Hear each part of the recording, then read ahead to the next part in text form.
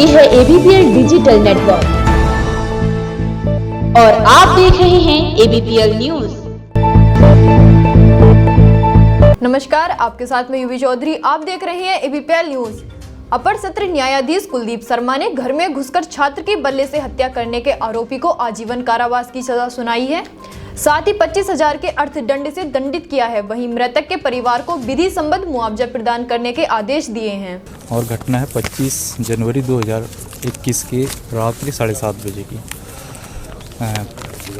इस मृतक है एक 9 साल का बच्चा था, राकेश कुमार, जो मंगल राम का बेटा था, जिसकी हत्या जो है अभियुक्त कैलाश राम ने उसके घर के अंदर खिड़की के रास्ते घुसकर उसकी हत्या की है। और उसके घर के अंदर जो बल्ला रखा था, उस बल्ले से उसके सर पर 4 वार के, और वार करने के बाद वो बेहोश हो गया। और उसी के घर के अंदर से एक अटैची निकाल करके उसमें उसको रख करके, और उसके बाद वो जो है उसको कहीं ले जाकर फेंकने के उसमें था, फिराक में। फिर इसके बाद जो है वो जो उसका एक बड़ा लड़का था, वो भी घर के अंदर मौजूद था, जो उस घटना का चश्मदीद है। वो खिड़की के रास्ते कूद करके अपनी माँ को बुला लाया। इस घटना से आधे घंटे पहले करीब जो है अभियुक्त कैलाश राम जो है मृतक जो राकेश कुमार है, इसकी माँ को जो है अपने घर बुला के ले गया था। फिर बाद में जब उसकी माँ को अपने घर ले गया तो ये इसके घर पे घुस गया खिड़की के रास्ते, और इसने जो है वहाँ घर के अंदर रखे बल्ले से इसकी हत्या कर दी। फिर इसके परिजन इसे उपचार के लिए कपकोट लाए, कपकोट से बागेश्वर और अल्मोड़ा सुबह ले जा रहे थे। तो सुबह प्रातः अल्मोड़ा में उसकी डेथ हो गई, जिसका पोस्टमार्टम अल्मोड़ा जिला चिकित्सालय में ही किया गया। इस मामले में जो है हमने अभियोजन की ओर से कुल 12 गवाह प्रेक्षित करवाए। अपर सत्र न्यायाधीश श्रीमान कुलदीप शर्मा जी के न्यायालय में ये मामला चला, और जिन्होंने इस मामले में अभियुक्त कैलाश राम को जो है आज दंडित किया है। हाँ। हरिद्वार में जिला प्रशासन की ओर से राष्ट्रीय सरस मेला आयोजित कराया जा रहा है। मेले के आयोजन का मुख्य उद्देश्य स्वयं सहायता समूहों के उत्पादों को बाजार में उपलब्ध कराना है। वहीं प्रदेश के ग्राम्य विकास अधिकारी स्वामी यतीश्वरानंद ने मेले का उद्घाटन किया। विधानसभा चुनाव नजदीक आते ही चुनावी सरगर्मियां तेज हो गई हैं। आगामी विधानसभा चुनाव को लेकर कांग्रेस भाजपा के साथ आम आदमी पार्टी भी उत्तराखंड सियासत में अपने पांव जमाने में लगी हुई है। वहीं सत्ता में अपनी मजबूत दावेदारी पेश करने के लिए सभी दल की पार्टियां जनता के बीच पहुंचकर रैली निकाल रही हैं, जिसके चलते भाजपा की विजय संकल्प यात्रा भगवानपुर और प्राणकलियर क्षेत्र पहुंची। आइए डालते हैं एक नजर। ये विजय संकल्प यात्रा भारतीय जनता पार्टी ने 18 तारीख से हरिद्वार में और 19 तारीख से बागेश्वर से प्रारंभ की है। हम 70 विधानसभाओं में विजय संकल्प की कामना लेकर और जनता के आशीर्वाद के लिए निकले हैं। नरेंद्र मोदी जी के नेतृत्व में उत्तराखंड राज्य में एक 5 साल तक लगातार विकास की दृष्टि लेकर सरकार ने काम किया है। आज भारत सरकार के सहयोग से 1 लाख करोड़ के काम केवल डबल इंजन के कारण चल रहे हैं। आज अपने राज्य में हमने महिलाओं को स्वावलंबी बनाने के लिए स्वरोजगार से जोड़ने का काम किया, तो युवाओं को रोजगार से जोड़ा। किसानों के लिए हम लोगों ने 0% पर ऋण उपलब्ध किया, तो उनके अकाउंट में किसान सम्मान निधि के तहत 6-6 हज़ार रुपये भी आए हैं। गन्ने का मूल्य 5 रुपये बढ़ाया, तो हम लोगों ने क्षेत्र में इंफ्रास्ट्रक्चर का काम भी मजबूत किया है। इस कामना को लेकर हम निरंतर लगातार इस विजय संकल्प यात्रा को लेकर 70 विधानसभा में जा रहे हैं। बाजपुर में कोसी नदी के समीप कोसी कांटे पर खनन कार्य से जुड़े ट्रांसपोर्टर एकत्रित हुए, जहां उन्होंने सरकार के इशारे पर कोसी नदी में पोकलैंड मशीन से किए जा रहे खनन के विरोध में जमकर प्रदर्शन किया और सरकार के खिलाफ जमकर नारेबाजी भी की। साथ ही सरकार पर बाजपुर के खनन कारोबारियों के साथ उत्पीड़न करने का आरोप लगाया। पूर्ण तरीके से विरोध है, क्योंकि इन पोकलैंडों की चलने की वजह से हमारा यहाँ का निजीकरण, यहाँ के छोटे छोटे लोगों का जो निजी काम थे खनन के द्वारा, वो सब ठप हो गए हैं, बंद हो गए हैं। क्रैशर वाले जो है वो हमारा माल ले नहीं रहे, यहाँ का लोकल का माल, ना रॉयल्टी कट रही है कोई, ना माल ले रहे हैं। तो ऊपर का क्या है जी, ऊपर पता नहीं, मुझे ये समझ नहीं आती कि गवर्नमेंट सरकार किस वजह से इनको परमिशन देती है पहाड़ खोदने के लिए। क्या पर्यावरण से इतनी नफरत होगी सरकार को कि ऊपर पहाड़ खोदो या वहाँ से माल पहाड़ खोदते हैं, यहाँ क्रैशरों पर माल फेंकते हैं, यहाँ से मिट्टी ला के फिर वो गड्ढे भरते हैं। अपनी रिपोर्टें क्लियर करने के लिए। इतने बुरे हाल कर दिए हैं यहाँ के सरकार ने हमारे यहाँ के लोकल लोगों के कि यहाँ का हमारा काम जो है लगभग जो है 90% लोगों का खनन पे डिपेंड करता है। चाहे मार्केट भी है, बाजार, शहर बाजार, वो भी यहाँ के लोकल लोगों से काम करता है। अब यहाँ का माल जब ऊपर से माल आएगा तो यहाँ हमारा माल क्यों लेंगे भाई? वो वजह क्या है? कहते हैं ऊपर वाले माल में जो है 80% पत्थर आ रहा है। जब आप पहाड़ खोदोगे तो उसमें 80 का 90 भी आएगा। अब यहाँ माल जो ऊपर से बह के आएगा तो वो थोड़ा थोड़ा छोटा पत्थर, बजरी, रेता, सब तरीके का माल है यहाँ पे आएगा। इसको वो पसंद नहीं करते क्रैशर वाले। कहते हैं ऊपर वाला माल आ रहा है, सस्ती रॉयल्टी आ रही है। वो एक रॉयल्टी पे कई तो चक्कर मारते हैं पूरे दिन में, और निरा ही सरकार का वो मतलब जो जिसे राजस्व कहते हैं उसकी हानि हो रही है। गवर्नमेंट के पास पैसा नहीं पहुँच रहा। अब इकट्ठा पहुँच गया हो तो हमें उसका हमें नहीं पता, लेकिन हमारे लोगों के लिए, लोकल लोग यहाँ पे बैठे हैं, कोई ये मेरा अकेले का काम नहीं है। यहाँ हर एक छोटा छोटा वर्कर, जो कोई भराई करने वाला है, कोई लेबर वाला है, कोई ड्राइवर है, हर एक बंदा इस काम से जुड़ा हुआ है। और भाई साहब इस काम की वजह से, पोगलें ने चलने की वजह से सत्यानाश हो गया है। और कोर्ट में भी लोगों ने, कुछ बंदों ने कोर्ट में भी दायर करें भी इसको बंद करना चाहिए, लेकिन कोर्ट का काम क्या जी? कोर्ट का काम चलता है पेपर के आधार पर। उन्होंने वहाँ इंक्वायरी भेज दी नीचे इंक्वायरी करने वाले जो काम करने वाले थे वो भी नहीं के अपने हैं। जैसे ही उन्होंने रिपोर्ट बनवाई, उन्होंने वो रिपोर्ट कोर्ट को दे दी और कोर्ट ने वो काम फिर से चालू कर दिया है। बंद हुआ था बीच में 2-4 दिन बंद हुआ, कल से अपने आज से फिर चालू हो गया। अब इसके चलने की वजह से यहाँ तो हमें कोर्ट कह दे भी यहाँ से आपको तुम खत्म हो, यहाँ से दफ़ा हो जाओ, मर जाओ कहीं भी जाके, तो चले जाएं। अब अगर यहाँ रहना है, ये हमारी जन्म स्थान है, यहाँ पे लोग जमे हैं, यहाँ पे मरे हैं, जहाँ पे बुजुर्गों ने आगे ज़मीनें ज़्यादा बनाई हैं। यहाँ छोटे छोटे किसान हैं, छोटे छोटे रोज़गार वाले लोगों ने ज़मीनें बेच के ये खनन करने के लिए रोज़गार बनाए हैं। किसी ने छोटा डंपर लिया, किसी ने टैक्स पे ट्राली करवाई। अब जो है उनका वो ख़त्म की कगार पे पहुँचे हैं। इसलिए सरकार से हाथ जोड़ के विनती है कि बीजेपी सरकार जो है, इन्होंने कैसे परमिशन दे रखी है अभी ये खुद नहीं देखते भी इससे क्या हानि हो रही है हमारे प्रदेश को। सारे पहाड़ जंगल सब खोद दिए उन्होंने, और यहाँ पे जो है क्रैशर वालों को माल दे रहे हैं, पत्थर के चक्कर में दे रहे हैं, और हमारा इन्होंने बेड़ा गर्क कर दिया। राज्य के अंदर निजी विद्यालय अब किसी भी छात्र से मन मुताबिक फीस नहीं ले सकेंगे। हल्द्वानी पहुंचे राज्य के शिक्षा मंत्री अरविंद पांडे ने पत्रकारों से बातचीत में कहा कि लंबे समय से निजी विद्यालय मन मुताबिक फीस वसूल कर रहे हैं, जिसकी शिकायत उनके पास आ रही है। लेकिन अब राज्य के निजी विद्यालयों के लिए विद्यालय नियामक प्राधिकरण का गठन कर दिया गया है, ताकि किसी भी छात्र से कोई भी विद्यालय मन मुताबिक फीस ना ले सके। हमेशा अभिभावकों की मांग रही है कि प्राइवेट स्कूल हमारा शोषण करते हैं। मैं सेंट्रल गवर्नमेंट को मैं धन्यवाद देना चाहूँगा कि उन्होंने नई शिक्षा नीति का गठन किया, और ये नई शिक्षा नीति इसे देश की सारी व्यवस्थाओं को बदलने वाली नीति है। उसी के तहत विद्यालय नियामक प्राधिकरण की व्यवस्था नई शिक्षा नीति में प्राविधान किया गया। हम उस पार्ट को उत्तराखंड में लागू करने जा रहे हैं, जिस प्राधिकरण, विद्यालय नियामक प्राधिकरण में चाहे फीस की समस्या हो, चाहे यूनिफॉर्म की हो, चाहे पाठ्यक्रम की हो, पाठ्य पुस्तकों को लेके हो, चाहे अध्यापकों की फीस का हो, उनके वेतन का हो, प्रत्येक चीज़ का उसमें समाधान उसमें किया गया है।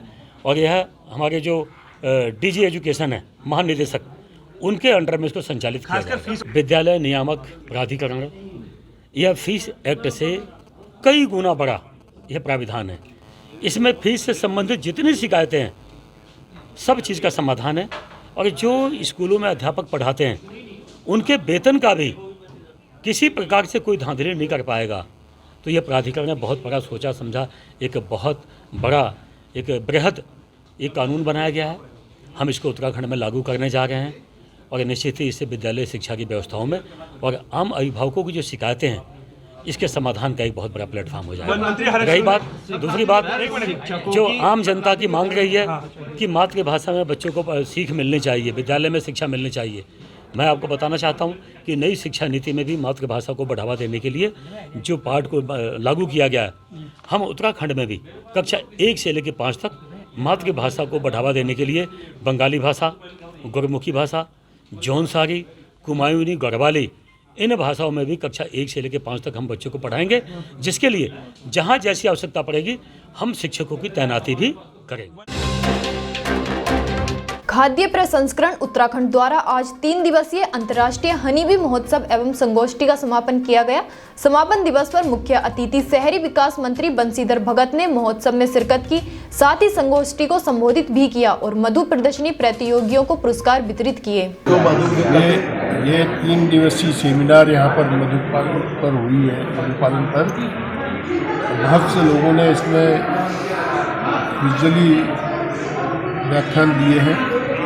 मौन पालक भी यहाँ आए हुए हैं और मौन पर शिक्षक देने वाले शिक्षक भी यहाँ आए हुए हैं। सरकार भी इसके लिए बहुत आगे बढ़कर काम कर रही है। केंद्र सरकार 40% और प्रदेश सरकार 40% सब्सिडी दे रही है। 100 रुपये में 80 रुपया अनुदान देकर काश्तकारों को मौन पालन के लिए प्रेरित कर रहे हैं।